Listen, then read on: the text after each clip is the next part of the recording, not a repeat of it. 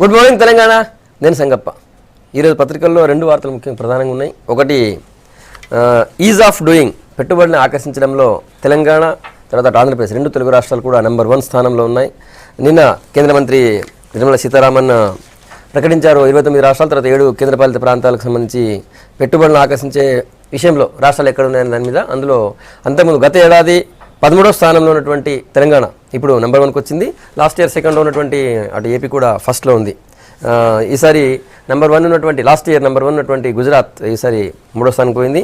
ఇది ప్రధానంగా ఉన్నటువంటి వార్త, అది మెయిన్ బ్యానర్. ఇక రెండవ వార్త చూసినట్టయితే నిన్న భోపాల్ జైలు నుంచి 8 మంది సిమి కార్యకర్తలు ఒక గార్డ్ని చంపి పరారయ్యారు. అయితే వాళ్ళని పట్టుకునే క్రమంలో ఎదురుకాల్పు జరిగారు. వాళ్ళు 8 మంది కూడా కాల్చివేతకు గురయ్యారు. అది రెండో వార్త. ఆ తర్వాత నిన్న ఏక్తా దివాస్, సర్దార్ వల్లభాయ్ పటేల్ జన్మదినం. ఆ సందర్భంగా నరేంద్ర మోడీ ఆయన నివాళులర్పించిన తర్వాత స్వాతంత్రం రాగానే ప్రధానిగా సర్దార్ వల్లభాయ్ పటేల్నే దేశమంతా కోరుకుంది, కానీ మహాత్మా గాంధీ మాత్రం నెహ్రూ కావాలని చెప్పి ఆయన పేరు ప్రతిపాదించారు. దీనికి కాంగ్రెస్ పార్టీ సమాధానం చెప్పాలి, చరిత్ర ప్రశ్నిస్తుంది, వచ్చే తరాలు కూడా ప్రశ్నిస్తే దానికి సమాధానం చెప్పాల్సిన అవసరం ఉందని చెప్పి నిన్న పటేల్ అన్నారు, మోడీ అన్నారు. ఆ వార్త కూడా ప్రధానంగా ఉంది. ఆ తర్వాత టీఆర్ఎస్ శ్రేణులకు సంబంధించి త్వరలో నామినేటెడ్ పోస్టులు తర్వాత పార్టీ పదవులు రాబోతున్నాయి. అందులో బడుగులకే పెద్దపీట వేసే అవకాశం ఉంది. 51% పదవులు ఎస్సీ, ఎస్టీ, బీసీ, మైనార్టీలకి అని చెప్పి ఒకటి ఈనాడు ప్రత్యేక కథనం తీసుకుంది. ఆ వార్త ఒకటి ప్రధానంగా ఉంది. ఆ తర్వాత నిన్న హైకోర్టులో మావోయిస్ట్ నేత ఆర్కేకి సంబంధించి ఆయన భార్య శిరీష కోర్టులో పిటిషన్ వేశారు. ఆయన పోలీసులు అదుపులో ఉన్నారు, ఆయన వెంటనే కోర్టులో హాజరుపరచాలని చెప్పి ఆమె పిటిషన్ వేశారు. అయితే ఏపీ గవర్నమెంట్ కోర్టు ప్రశ్నించింది, ఒకవేళ మీ దగ్గర ఉంటే వెంటనే ప్రశ్న ఏది ప్రవేశపెట్టండి కోర్టులో అని చెప్పింది. అయితే వెంటనే ఆయన ఎన్కౌంటర్ చేయరని ఆశిస్తున్నాం, ఆయనని ఎక్కడున్నా కూడా సేఫ్గా ఉంచాలి, ఆయన మావోయిస్టా ఎవరు అనేది కాదు, ప్రాణం ముఖ్యమని చెప్పి ఈయన కోర్టు చెప్పింది. ఆ వార్త కూడా ప్రధానంగా ఉంది. ఇవి ముఖ్యంగా ఉన్నటువంటి వార్తలు. సర్దార్ వల్లభాయ్ పటేల్ని కావాలని ఆయనని తెరమరుగు చేశారు, చరిత్రలో ముందుకు రాకుండా చేశారన్నది ప్రధానమంత్రి నరేంద్ర మోడీ నిన్న ఆరోపణ. దాన్ని మాట్లాడదాం. మనతో చర్చలో బీజేపీ నుంచి శ్రీధర్ రెడ్డి గారు, తర్వాత కాంగ్రెస్ నుంచి సీనియర్ నాయకులు మల్లు రవి గారు ఉన్నారు. రవి గారు, కాంగ్రెస్ పార్టీ కావాలని సర్దార్ వల్లభాయ్ పటేల్ని తెరమరుగు చేసింది, చరిత్రలో కనిపించకుండా నెహ్రూని తీసుకొచ్చింది అనేది మోడీ ఆరోపణ. అంటే ఇది ఎలా ఉందంటే బీజేపీ పార్టీ కావాలని ఎల్కే అద్వాన్ని తెరమరుగు చేసిందా? ఏనట్లు మోడీ గారు ప్రధానమంత్రి అయ్యాడు, ఎక్కడి నుంచి వచ్చాడు మోదీ గారు? ప్రజలందరూ ఆయన కోరుకుని ఆయనతో చేసేటటువంటి ఆయన ఆ ఎన్నికల్లో గెలిచి వచ్చాడు. అంతకుముందు మొత్తం ఎల్కే అద్వానీ అని తర్వాత మార్పు వచ్చింది జరిగింది. అదే రకంగా ఆ రోజు ఉన్నటువంటి అత్యున్నతమైన కాంగ్రెస్ పార్టీ నాయకుల్లో, దేశ నాయకుల్లో మహాత్మా గాంధీ నెంబర్ 1 స్థానంలో ఉన్నారు. మహాత్మా గాంధీకి చేదోడు వాదుగాడుగా ఇద్దరు పనిచేశారు.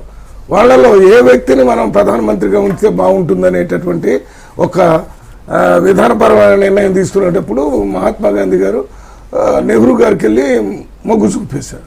అయితే ఊరికనే నెహ్రూ గారు ఆకాశం నుంచి చూడుపల్లా, ఆకాశం నుంచో లేకపోతే లండన్లో చదువుకుంటుంటే తీసుకొచ్చి ఆయన చేయలేదు, అమెరికాలో ఉంటే చేయటం లేదు.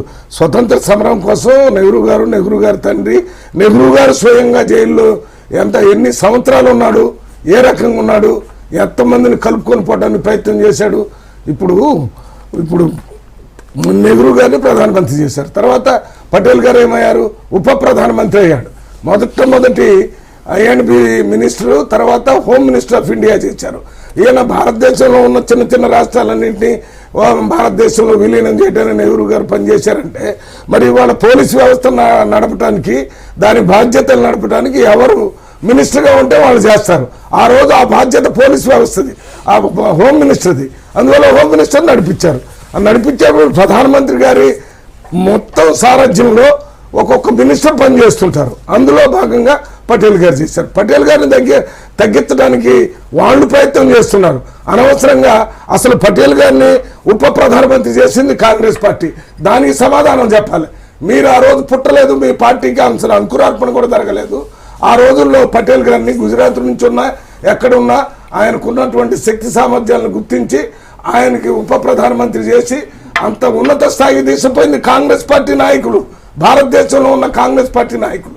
అది మర్చిపోయి మీరు ఎల్కే అద్వాన్ని ఎక్కడో పక్కన పడేసి మీరు ప్రధానమంత్రిగా వచ్చిన పరిస్థితి. Right. ఇవాళ దేశంలో ఎక్కడున్నారు ఎల్కే అద్వానీ? బీజేపీ అంటే ఎల్కే అద్వానీ అంటే బీజేపీ అనేటటువంటి వ్యవస్థ. బీజేపీలో మీకు మా పేరేంటి వాజ్పేయి గారు ప్రధానమంత్రిగా అయినప్పుడు కానీ అంత ముందు కానీ ఒక 2 స్థానాల నుంచి రథయాత్రలు చేయటం కానీ ప్రజల్లో పోవటం కానీ అన్ని చేసినటువంటి నాయకుడు. కొన్ని సందర్భాల్లో ఆ రకంగా జరుగుతుంది. ఎవరు మా పార్టీ అంతర్గత విషయాల్లో సమాధానం చెప్పాలని మీరు చెప్పుకోండి. పార్టీ అంతర్గత విషయం కాదు కదా, అంతర్గత విషయం ఎట్లా? ఏమంతర్గత విషయం? మేము ఎవరిని ఎన్నుకోవాలా, ఎవరిని ప్రధానమంత్రి చేయాలంటే మీ పార్టీ లేకపోతే మా దేశం ముక్కలుగా ఉన్నదని ముక్కలు ఎవరు తెచ్చారు స్వతంత్రం? నెహ్రూ గారు ఏమన్నా దేశానికి స్వతంత్రం రావద్దని వ్యతిరేకంగా చేశాడా? దేశ సర్వం త్యాగం చేసినటువంటి వ్యక్తి ఆయన. ఆ రోజున ఉన్నటువంటి కాంగ్రెస్ పార్టీ నాయకులంతా అంతర్గతంగా ఎన్నో చర్చలు జరుగుతాయి. ఆ చర్చల తర్వాత ఫైనల్ గా నెహ్రూ గారిని తీసుకొచ్చారు. నాయకుడు అనేవాడు దొరక్క కాంగ్రెస్ పార్టీ ఉన్నత స్థాయి నాయకుల్లో మీరు పోటీ పెట్టి మీరు వాళ్ళు వీళ్ళని చెప్పి ఇవాళ ఇందిరాగాంధీ చనిపోయిన రోజు నిన్న ఆమెను గురించి స్మరించే కార్యక్రమాన్ని తగ్గించి ఇప్పుడు కొత్తగా మీరు నెహ్రూ గారు మన పటేల్ గారు ఎక్కడ గుజరాత్ నుంచి వచ్చింది కాబట్టి నువ్వు గుజరాత్ కాబట్టి ప్రధాని ఎవరు? ఇందిరాగాంధీ కదా. ఏమైంది? దేశ సమగ్రత కోసం ప్రాణాలు ఇచ్చినటువంటి మాజీ ప్రధాని పార్టీ నాయకురాలుగా కాదు.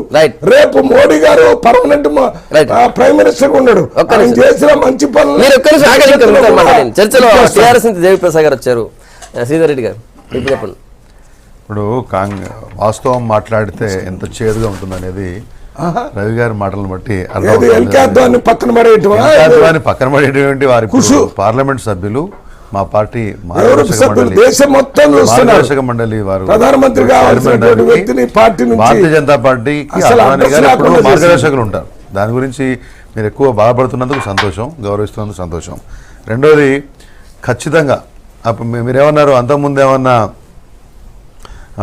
యూనో అద్వానీ అనేవాళ్ళు మోడీ అన్నారా అంటే ప్రధానంగా నెహ్రూని చేసే కంటే ముందు ప్రతిసారి సర్దార్ వల్లభాయ్ పటేల్ స్మరించి ఆ తర్వాత అవకాశం వచ్చింది కాబట్టి అందరూ ఎన్నుకున్నారు కాబట్టి నెహ్రూని చేశారా?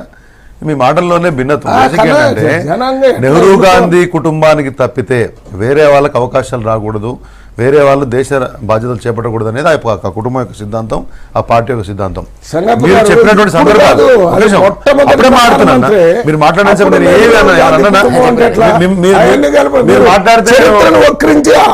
చెప్పాడు మోడీ గారు చెప్పిందే మీరు చెప్తున్నారు. మోడీ లాగా మాట్లాడితే మరి ఎట్లా తప్ప మా పార్టీ మా అంతర్గత విషయాలు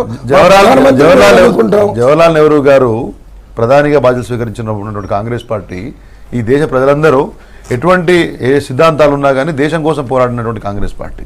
దాంట్లో శ్యామప్రసాద్ ముఖర్జీ గారు కూడా ఒక మంత్రిగా, ఇండస్ట్రీస్ మంత్రిగా దాంట్లో ఉన్నారు. మీరు మర్చిపోవద్దు. భావజాలం వేరే ఉండొచ్చు, ఆ కాంగ్రెస్ వేరు, ఇది ఐ కాంగ్రెస్. కాబట్టి మీరు ఓన్లీ ఒకటే ఐతో మాట్లాడతారు. మీరు నేను దాని గురించి మాట్లాడలే.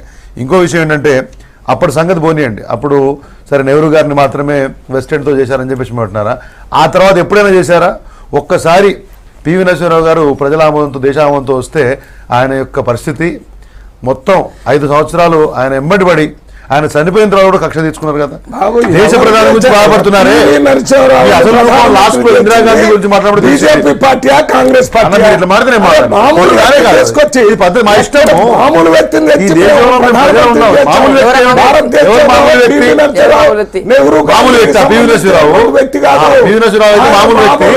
ఇందిరాగాంధీ కుటుంబంలో కూడా గాంధీ పేరు పెడతారు కదా. మాటలు కాదు. ప్రధానమంత్రిగా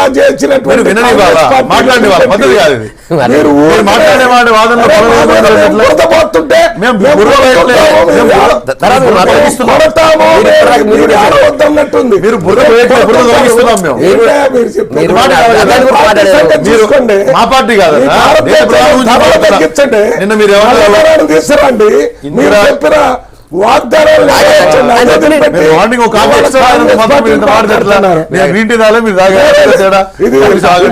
శ్రీధర్ రెడ్డి గారు మీరు అంతర్గత పార్టీ విషయాల్లో దేశ ప్రధాని అంతర్గత ఎట్లయితాడు? సర్దార్ వల్లభాయ్ పటేల్ ఈ దేశం యొక్క ఆస్తి, ఎవరు కాదన్నారు? దేశం యొక్క ఆస్తి, మీకు ఇందిరాగాంధీ దేశం యొక్క ఆస్తి, దేశం యొక్క ఆస్తి, నరేంద్ర మోడీ దేశం యొక్క ఆస్తి, అద్వానీ దేశం యొక్క ఆస్తి. ఒక్కసారి ఆ స్థాయికి పోయిన తర్వాత నీ పార్టీ నా పార్టీ లేదు మాట్లాడటమే. మీరు చేయలేదు, మాట్లాడితే భయపడుతున్నారు పాపం. వాళ్ళని ఎంత దూరంగా చేసి ఉంటారు మీరు. దొంగ ఎక్కడండి? మీరు చేయకుండా నేను అడిగే ఒకటే ప్రశ్న, చివరి ప్రశ్న, ఎక్కువ మాట్లాడుకోలేదు. మీరు ఇందిరాగాంధీ గురించి మాట్లాడారా? ఒక్క నిమిషం. ఇందిరాగాంధీ కూడా నివాళులు అర్పించలేదు. దేశ మామూలు ప్రధానమంత్రి చేసామని ఇప్పుడు నెహ్రూ గాంధీ గారు అంటే నెహ్రూ గాంధీ కుటుంబం నుంచి వస్తే వాళ్ళు గొప్ప గొప్ప నువ్వే చెప్తున్నావు కదా. సర్దార్ వల్లభాయ్ పటేల్ మామూలు ఆయన గుజరాత్ నుంచి వస్తే చేశారట. మామూలు తెలంగాణ అంటే మన నెహ్రూ గాంధీ కుటుంబంలో చెప్పిన కదా, జనపదలో పెంపుడు కుక్కైనా కానీ అది ప్రధానమంత్రి పదవికి అర్హురాలు. మిగతా ఎవడైనా కానీ పార్టీ ఉద్దేశమా? ఇప్పుడు మీరు అన్నారు ప్రధానమంత్రిగా మాట వినాలా? అది వదిలిపెడుతున్నావు. నువ్వెవరు మాట్లాడడానికి? మేము పార్టీ ప్రజలు, మేము సిటిజన్ ఆఫ్ దిస్ కంట్రీ. గారు మా జిల్లా అట్లుంటది. అవకాశం ఇవ్వాలా? వారు తప్ప నిజం మాట్లాడేటటువంటి ధైర్యం లేక మీరు మాట్లాడారు. ధైర్యవంతులైతే నిజాన్ని ఒప్పుకునే వాళ్ళైతే మీరు ఆగాలి ఒక నిమిషం. మాట్లాడిన వాళ్ళు ప్రజాస్వామ్యమా? గాంధీ భాగస్వామ్యం? రాజకీయం ఉంది. ఇది నెహ్రూ గాంధీ స్వామ్యం. ఎట్లా రాజకీయం వేరే వాళ్ళు మాట్లాడకపోవడం, వేరే వాళ్ళు దేనికి అన్నారు? ఒక మాట ఇందిరాగాంధీ గారికి నివాళులు అర్పించలేదు, చిన్న చేశాము అనే మాట మాడుతున్నారే, అది ఎక్కడ మేము అవమానం చేశారు? పివి నరసింహరావు గారు ఒక ప్రధానమంత్రిగా పనిచేసిన వాడిని, ఏ పార్టీ కోసం అయితే జీవితం మొత్తాన్ని త్యాగం చేసినరో ఆయనను కనీసం కార్యాలయంలోకి రానికపోతే మీకు బాధ లేదా? అంటే ఆయన సామాన్యుడు కాబట్టి. పివి నరసింహరావు సామాన్యుడు, కనీసం కాష్టం కాలనీయలేదండి మీరు. సర్దార్ వల్లభాయ్ పటేల్ సామాన్యుడు అంటే గాంధీ కుటుంబంలో పుడితేనే అసామాన్యులు. ఇది సరైనటువంటి పద్ధతి కాదు. రాజకీయ వాస్తవం టీవీలో మీరు ఒకటి అడగండి. కాంగ్రెస్ పార్టీ నెహ్రూ గాంధీ కుటుంబం ఉంటుంది.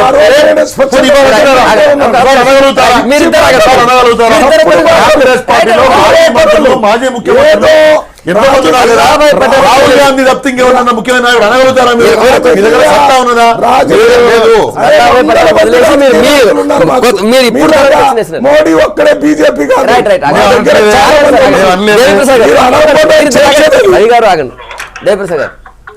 ఇప్పుడు సర్దార్ వల్లభాయ్ పటేల్ ని విస్మరించి కాంగ్రెస్ తప్పు చేసింది, చరిత్ర తెరమరుగు చేసింది, సమాధానం చెప్పాల్సిన అవసరం ఉంది కాంగ్రెస్ అన్నారు.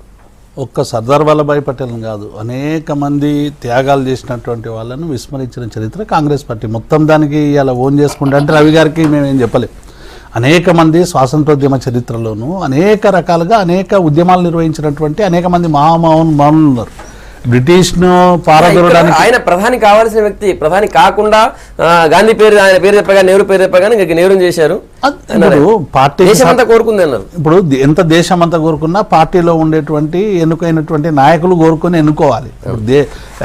ప్రజల పలుసే నాయకుల పలుసుగా ఉండాలి. కానీ రకరకాల సమస్యల వలన అప్పుడు జరిగినటువంటి చరిత్ర మన అందరికీ తెలుసు.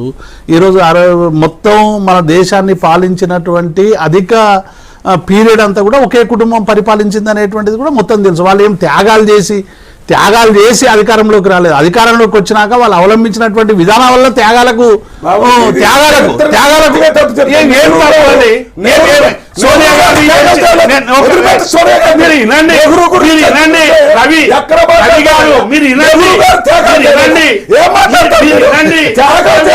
వినడానికి సిద్ధంగా చరిత్ర చెప్పండి. త్యాగాలు చేయలేదని చెప్పేటటువంటి ఆలోచన నెహ్రూ గురించి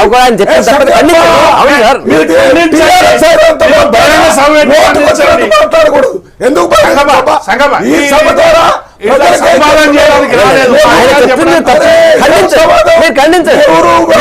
ఉండండి.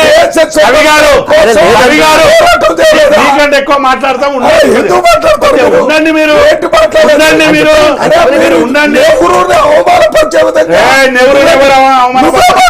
ఈ కాంగ్రెస్ వాళ్ళు అవమానపరుస్తారు. అరే ఏమి నెహ్రూను అవమానపరిచింది అరే, కాంగ్రెస్, నువ్వు అడిగిన ఇందిరాగాంధీ కాంగ్రెస్ అవమానపరిచింది మళ్ళీ కాంగ్రెస్, ఇందిరాగాంధీ అంటావు. గూడ పార్టీ కాంగ్రెస్ మమ్మల్ని ఏమంటారు?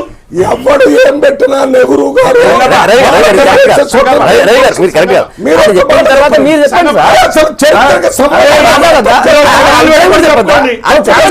ఆయన తప్పు చెప్పినని మీరు మళ్ళీ చెప్పండి. నెహ్రూ గురించి ఆయన చెప్పిన తప్పని మీరు చెప్పండి అవసరం అయితే. ఛానల్ కావాలని పిలిస్తే వచ్చారు, నా సొంత ఛానల్ అని రాలేదు. లేకపోతే వీరి ఆయన ఛానల్ అంత పెద్ద మాట అనుకొచ్చింది ఇప్పుడు. మరి ఛానల్ మీ చరిత్ర చెప్పుకోవడానికి రవి గారు ఎందుకు? ఛానల్ కి సంబంధం ఉంది. ఒక్కటే నేనేమన్నా ఆయన అభిప్రాయం చెప్పండి. మీరు ఒక ఛానల్ సంగప్ప, పెట్టుకుంటే సంగప్ప. పిలిస్తే ఇక్కడికి వచ్చాం మాట్లాడుతున్నాం. నువ్వు రవి గారు, రవి గారు, ఛానల్ పిలవడమే రవి గారు, ఉంది. మళ్ళీ ఆయన రవి గారు, మాట్లాడతాడు. ఆయన మాట్లాడారు. అరే ఛానల్ సరే ఏంటంటే, లేదు సార్. మీరు రవి గారు, కాంగ్రెస్ పార్టీ వాళ్ళకి అసహనం కోల్పోతున్నారు, సరే, వాళ్ళకు బేస్ కోల్పోతున్నారు. అది కాదు సార్. వచ్చినట్టు మాట్లాడితే ఊరుకునే లేదు. చరిత్ర ఏమి ఇష్టం వచ్చినట్టు ఎవరి మాట్లాడే చరిత్ర, ఇతరులు మాట్లాడే చరిత్ర. అయిపోయింది టీఆర్ఎస్ పార్టీకి. కాంగ్రెస్ పార్టీలో నెహ్రూ గురించి అడుగుతున్నాం. నెహ్రూ పటేల్ లో నెహ్రూ ఎందుకు ఇచ్చారు, అయిందా? పటేల్ కి మీరు మొత్తం మాట్లాడాడు.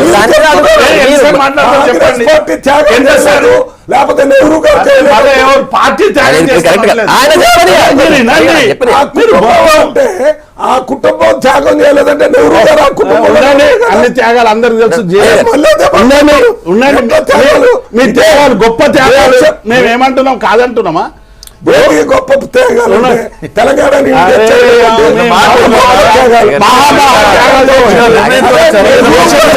అంటే మీ త్యాగాల వల్ల నెహ్రూ గురించి నువ్వు మాట్లాడే మల్లురాజు గారు ఏంటంటే ఎవరు ఎవరి వాయిస్ పోవద్దు. శ్రీధర్ రెడ్డి కాంగ్రెస్ పార్టీ శ్రీధర్ రెడ్డి గారు. నిజం మాట్లాడితే ప్రజలకు పోవద్దు. శ్రీధర్ రెడ్డి ధైర్యం ఉండాలా వినేది. నువ్వు చెప్పేదాకా శ్రీధర్ రాజు మీరు ధైర్యం ఉండాలి చెప్పడానికి. ఉంటే మేము ఊరుకుంటే కూర్చోము. ఏం చేస్తారు? మీరు చెప్పిన మాట్లాడలేమో ఎట్లాగా? ఏం చేస్తామయ్యా? మేము అదే చేస్తాం. మరి అదే కదా అయిపోయింది. ఒకరి తర్వాత ఒకరు మాట్లాడితే మీ వాయిస్ కూడా పోతుంది. ప్రజలకు మీ వాయిస్ కూడా పోవాలి. కాంగ్రెస్ పార్టీని నెహ్రూ తెచ్చేది సంబంధం ఇట్లా మేము అట్లా మరి తిట్టండి. వేరే వాళ్ళు- సర్దార్ వల్లభాయ్ పటేల్ గారు అవకాశం ఇవ్వలేదనే విషయం చెప్పాను తప్ప.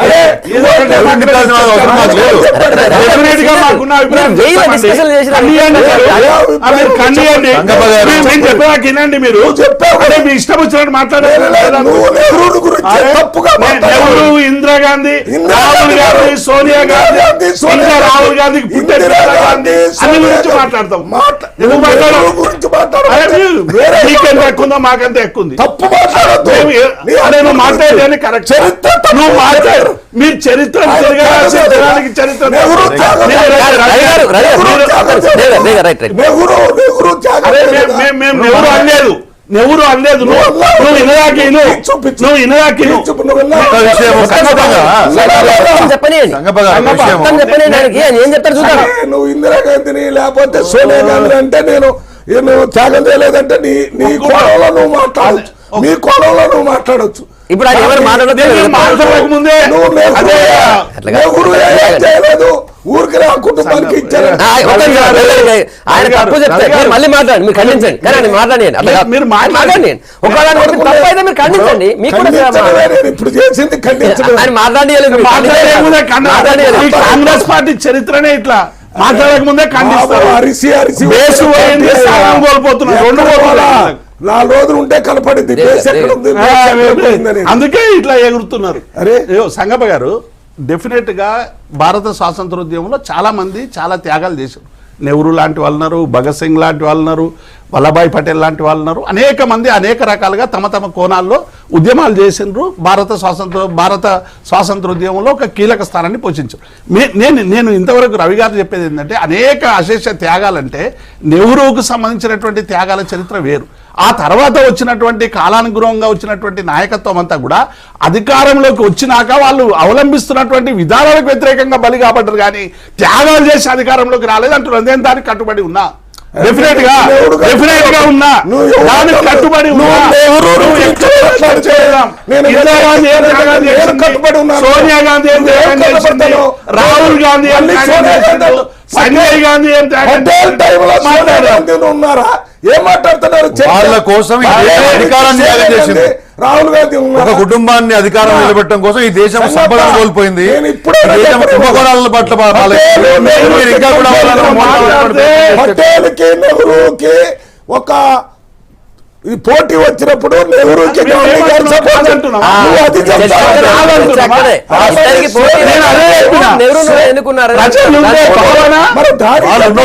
గాంధీ ఎంపిక చేసినాడు. గాంధీ అంటే ఎవరో మీ తాతగారు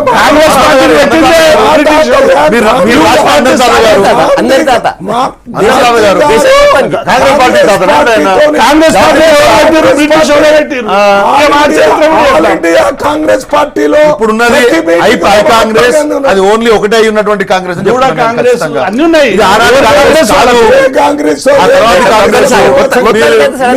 మొత్తంగా మీరు కుటుంబ రాజకీయాలను, వారసత్వ రాజకీయాలను కాంగ్రెస్ పార్టీని నెట్టొచ్చు, కానీ చరిత్రను వక్రీకరించద్దు.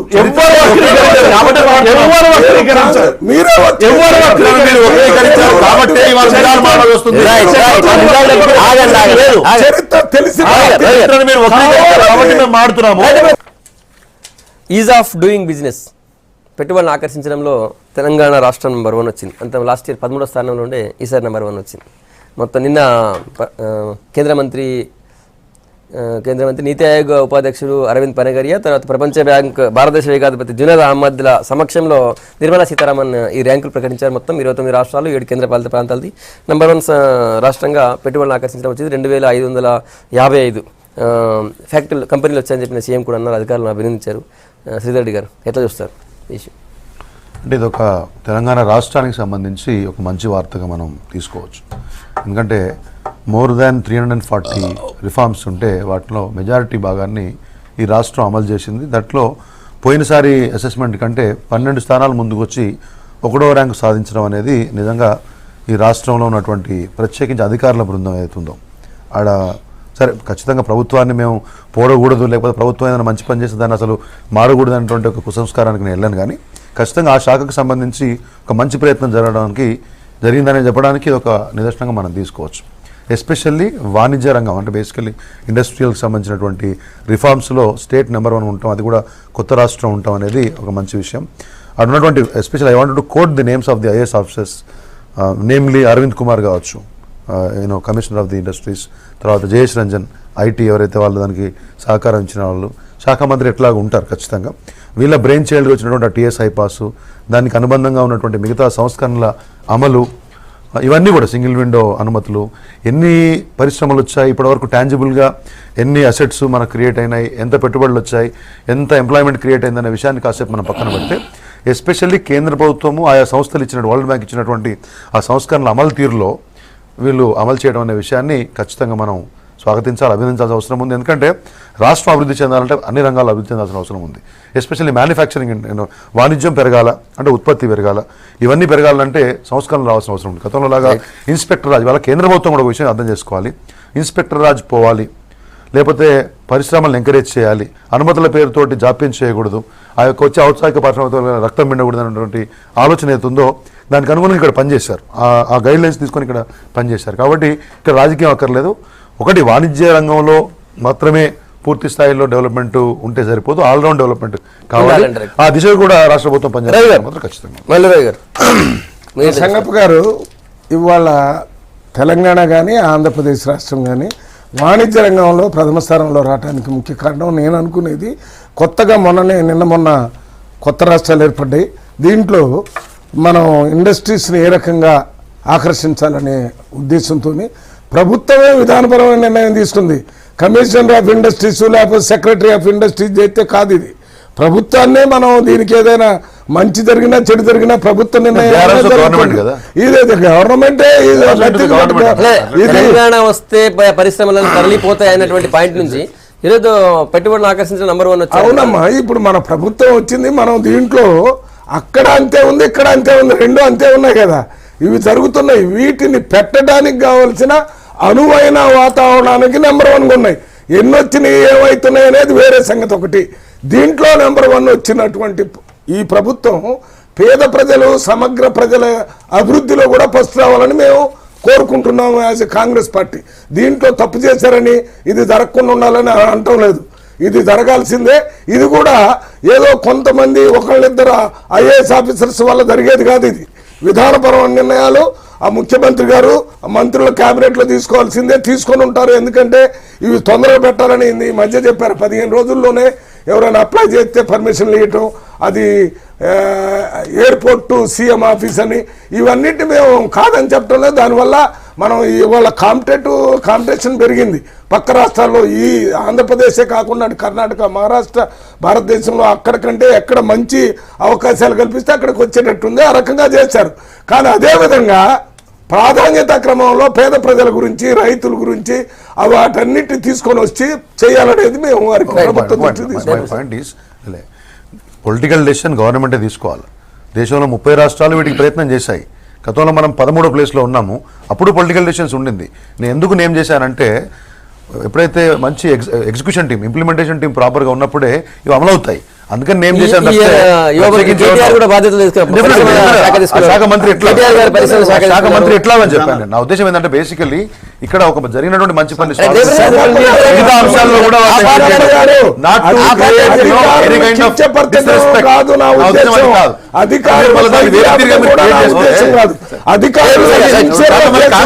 మీరు విధానపరమైన నిర్ణయాలు ప్రభుత్వం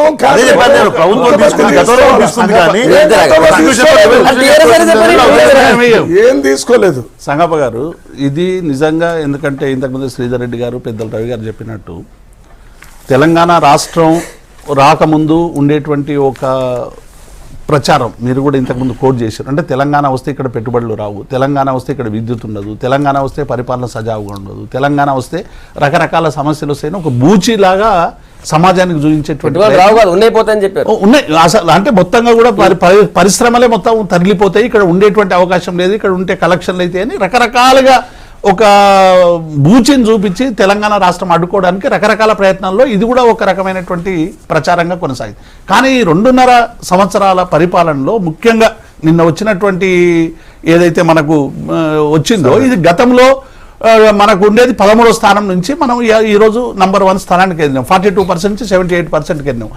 నూతనంగా టీఎస్ ఐపాస్ విధానం ద్వారా ఇంతకుముందు రవి గారు అంటూ ఇది నిజంగా ప్రభుత్వ విధానాలకు సంబంధించి అంటే గౌరవ ముఖ్యమంత్రి గారు ఇది నూతన టీఎస్ ఐపాస్ తీసుకురావాలని నిర్ణయించడం, నూతన టీఎస్ ఐపాస్ను ఇక్కడ ఆచరణలోకి పెట్టడం, ఎవరైనా పరిశ్రమకు సంబంధించినటువంటి పెట్టుబడులు పెట్టాలనుకుంటే వాళ్ళకు అవసరమైనటువంటి అన్ని అనుమతులు కూడా సింగిల్ విండో ద్వారా ఇవ్వాలనేటువంటి ఒక ఆచరణలోకి తీసుకురావడం వల్ల ఇలా దాదాపు 2500 పరిశ్రమలు ఇవాళ హైదరాబాద్కు తరలి వచ్చేటువంటి ప్రయత్నం జరుగుతూ ఉంది. అందులో బాగా పరోక్షంగా ఇప్పటికే 1,20,000 మంది పరోక్షంగా ఉద్యోగాలు దొరికేటువంటి అవకాశం ఉంది. ఇంకా 1,50,000 డైరెక్ట్ ఎంప్లాయ్మెంట్ కూడా దొరికియాలి. ఇప్పటికే అమెజాన్ ప్రారంభమైంది, ఫేస్బుక్ సంబంధించినటువంటి వస్తున్నాయి, గూగుల్ లాంటి సంస్థలు వస్తూ ఉన్నాయి. ఇప్పటికే సెల్ ఫోన్కు సంబంధించినటువంటి అనేక మ్యానుఫ్యాక్చరింగ్ యూనిట్లు కూడా ఇక్కడ స్టార్ట్ అయ్యేటువంటి ప్రయత్నం జరుగుతూ ఉంది. మొత్తంగా ఇక్కడ ఉండేటువంటి భౌగోళిక పరిస్థితి ఒక ప్లస్ మనకు యాడ్ అయినా కూడా మిగతా అన్ని విధానాల వల్ల ఇలా ప్రభుత్వం తీసుకుంటున్నటువంటి చర్యల వలన ఇలా ఒక విశ్వాసం అంటే ప్రభుత్వం ఇక్కడ ఉండేటువంటి ప్రభుత్వం మీద నాయకత్వం మీద విశ్వాసం ఉండడం వల్ల ఇలా ఇండస్ట్రీలన్నీ కూడా తరలి వచ్చేటువంటి ప్రయత్నం చేస్తూ ఉన్నాయి. కాబట్టి గతంలో ఏ వాదనైతే తెలంగాణ మీద చేసినరో మసకబారాలని ప్రయత్నం చేసినో వాళ్ళకి చెంపపెట్టు పెట్టే విధంగా ఇవాళ అన్ని రంగాల్లో కూడా ఇది ఎవరో చేసింది కదా ప్రభుత్వం, కేంద్ర ప్రభుత్వం. నిన్న సీతారామన్ గారు వరల్డ్ బ్యాంకుకు సంబంధించినటువంటి వాళ్ళు కూడా ఒక 340 క్రైటీరియా తీసుకున్నారు. 29 రాష్ట్రాల్లో రకరకాల ఏవేవైతే ఇన్పుట్స్ ఉన్నాయో 340 రకాలుగా ఉండేటువంటి ఇన్పుట్స్ తీసుకొని ఒక శాస్త్రీయమైనటువంటి పద్ధతిలో ఇలా ఆచరణకు అనుగుణంగా తీసుకున్నటువంటి రిపోర్ట్. కాబట్టి ఇది డెఫినెట్ గా ఇంకా ప్రాధాన్యత రంగాల్లో రావాలని మేము కూడా కోరుకుంటాం, దానికి పాటుపడతాం. అంతే తప్ప ఇవాళ దీని మీద మాత్రమే దృష్టి పెట్టినాం, మిగతా వాటి మీద దృష్టి పెట్టలేదు అనేటువంటిది అది కరెక్ట్ కాదు. వాటి మీద కూడా దృష్టి పెడతాం. అన్నిట్లో నంబర్ 1 రావడానికి ప్రయత్నం చేయడమే ప్రభుత్వ పని. గతంలో కూడా అనేక రంగాల్లో ఇప్పటికి వచ్చినాయి, అనేక రంగాల్లో పరిపాలనా పరమైనటువంటివి వచ్చినాయి. మిషన్ కాకతీయకు సంబంధించినటువంటి అనేక అవార్డులు వచ్చేటువంటి అవకాశం ఉంది. చాలా మంది ఇక్కడికి వచ్చి చూసిపోయి మిషన్ కాకతీయను మొత్తం దేశవ్యాప్తంగా అమలు చేయాలనేటువంటి ప్రయత్నం కూడా జరిగింది. అన్ని రాష్ట్రాల ముఖ్యమంత్రులకు Right, right. సంబంధించినటువంటి వాళ్ళు కూడా ఇక్కడికి వచ్చారు. కాబట్టి ఇది నిజంగా ఇవాళ తెలంగాణ నేను ప్రజలకి ఒక మొట్టమొదటిగా- అత్యద్భుతమైనటువంటి అవకాశం. మొట్టమొదటిగా తెలంగాణ నష్టపోతుంది కష్టపడుతుందని చెప్పిన వాళ్ళంతా తెలంగాణ ఇవ్వకూడదు అనేటటువంటి ఆలోచనతో చెప్పారు తప్ప వాళ్ళు నిజం చెప్పలేదనేది తెలుసుకోవడం వల్లనే ఆనాడు ఉన్నటువంటి కాంగ్రెస్ పార్టీ తెలంగాణ నుంచి అందరి సపోర్ట్ తెలంగాణ కావాలన్నారు. బయలు ఉన్నటువంటి కాంగ్రెస్ పార్టీ బిల్లు పెట్టింది, బీజేపీ సపోర్ట్ చేసింది, వచ్చేసింది. ఇప్పుడు వచ్చిన తర్వాత మీరు ప్రభుత్వంలోకి వచ్చి- రవి గారికి ఒకటి యాడ్ చేస్తాను. ప్రభుత్వం నేను రవి గారికి ఒక- మొత్తం మీరు- కాంగ్రెస్ పార్టీ తెలంగాణ ఇస్తామనుకోలేదు. తెలంగాణ కాంగ్రెస్ అడిగింది, నేను సోనియా చెప్పేది- గాంధీ కాంగ్రెస్ అడిగింది, నేనేం చెప్పాను కానీ అన్నా? కిరణ్ కుమార్ రెడ్డి కాంగ్రెస్ నేనేం చెప్పాను? పసుకబారడానికి ప్రయత్నం నేను చేసింది. చెప్పింది ఏంటి? అందుకే మొత్తం మీరు కాంగ్రెస్ దయచేసి ఓన్ చేసుకోవాలి. నేను ఏం ఆంధ్ర వాళ్ళు ఎట్లా అడ్డుకున్నారు కదా అరే, అది నేను ఏం చెప్పాను? తెలంగాణ కాంగ్రెస్ పార్టీ మొత్తం అంటే నేను చెప్తున్నా. తెలంగాణలో ఉన్న ఇష్యూ కాంగ్రెస్ పార్టీ మొత్తం. కాదు కదా. మీరు ఇష్యూ మన తర్వాత ఇండస్ట్రియల్ రిఫార్మ్స్ లో మన సైట్ నెంబర్ వన్ ఇండస్ట్రీస్ వచ్చినప్పుడు- చెప్తానన్నా, Right, right. ఎందుకు చెప్తున్నాను విను. ఆయన Subject. చెప్పాడు Issue కాబట్టి divert చేయకండి, చెప్తున్నా. divert చేయకండి. నువ్వు మాట్లాడింది వేరు, వారు మాట్లాడిన దానికి కూడా సమాధానం అదే చెప్పాలి. మన కాంగ్రెస్ కథ ఎందుకు దాన్ని మీరు కాంగ్రెసే కదా మరి ఇవాళ మొన్నటి దాకా ఈ సార్, తెలంగాణ వదిలేండి సార్. సార్, అంత ఎందుకు ఇండస్ట్రీస్- తండ్రి పేరు- 125 కోట్ల కాంగ్రెస్ మా వాళ్ళు తండ్రి ఎప్పుడు పేరు ఇచ్చేది తల్లి పేరు ఎందుకు పెంచింది అన్నట్టుంది. మీరే. ఆయనకైతే నాకు చెప్పంటే ఎట్ట కుదురుద్ది? తల్లి తండ్రి లేకుండా నువ్వు ఎక్కడి నుంచి వచ్చావు? అదే పని కదా. అసలు తెలంగాణలో రవి గారు, నుంచి మీరు వచ్చింది. divert చేయకండి. నేను డైవర్ట్ చేయట్లేదు. రవి గారు అప్పటికే అరే, డైవర్ట్ చేయమని అడిగాల. నువ్వు నన్ను అడిగే ఏదో కోపం మీద ఇవాళ నేను మాట్లాడుతుంటే నువ్వు మధ్యలో వచ్చి సార్, టైం అయిపోయింది మీరేం చెప్తారా? అరే వాళ్ళు ఆయన ఏం చెప్తారు? నేను ఇండస్ట్రీను లేక వ్యాపారంలో ఫస్ట్ వచ్చారు బాగానే ఉంది. Right. ఇదే ఇండస్ట్రీస్ నిజాం టైంలో చాలా ఇండస్ట్రీస్ ఉన్నాయి, ఇప్పుడు అన్ని మూసేచ్చారు. అన్ని 10 ఏళ్ల కాలంలో చాలా మూసేశారు. ఆల్వేర్ మూతపడ్డది, చెప్పండి. అజంజాయి మిల్లు మూతపడ్డది, ఎందుకు సిర్పూర్ చెప్తున్నారు ప్యాలెస్ అంటే మూతపడ్డది. అన్ని ఏ ఇండస్ట్రీస్ విధానాలలో మూతపడ్డా? తెలంగాణ ప్రజలు పస్తులతో చచ్చిపోయే IDPL మూతపడ్డది. అనేక మంది పేద ప్రజలు ఉన్నారు. వాళ్ళని ఏ రకంగా ఆ రోజు నెగ్లెక్ట్ చేశారో ఈ రోజు మీ ప్రభుత్వం దీంట్లో ఫస్ట్ వచ్చి ఆ ప్రజల్ని పెట్టుబడులను సామాన్య దృష్టి పెట్టి సామాన్య ప్రజలు మర్చిపోతున్నారు. అంటే ఇది రైతులు పోయారు, ఒక విద్యార్థులు పోయారు, రంగంలో ఆరోగ్యశ్రీ పోయింది. ఏం ప్రభుత్వం ఇది? సంగప్ప గారు, అందుకే ఈ విధానాలు గతంలో కూడా ఉండే. ఏ విధానం? కాంగ్రెస్ పార్టీ చాలా కాలం అధికారంలో ఏ విధానాలు ఉన్నాయి? అజంజాయి మిల్లు మూసేసింది, మేము- సిర్పూర్ కాగజ్ నగర్ మిల్లు మేము మూసేసింది, తెచ్చాము, IDPL ఆరోగ్యశ్రీ. మూసేసింది, మేము అజంజాయి మిల్లు తెచ్చాము, మూసేసింది, మేము- అన్ని మూసేసిండ్రు. ఒకటే కూడా ఇండస్ట్రీ మనం పరంగా మూసేసిండ్రు కాబట్టి ముందుకు జనాలు రాలేదు. పార్టీ ఈ 10 ఏళ్ల మళ్ళీ కాలంలో కొత్త దేశాలు Thank you. చూశారు. అన్ని మీరు మూసేశారు. పార్టీని మూసేశారు. అందుకే రివైవ్ చేస్తున్నాం. టైం అయిపోయింది ఒకసారి రేపు వెళ్దాం. యాక్సిడెంట్కి వచ్చినటువంటి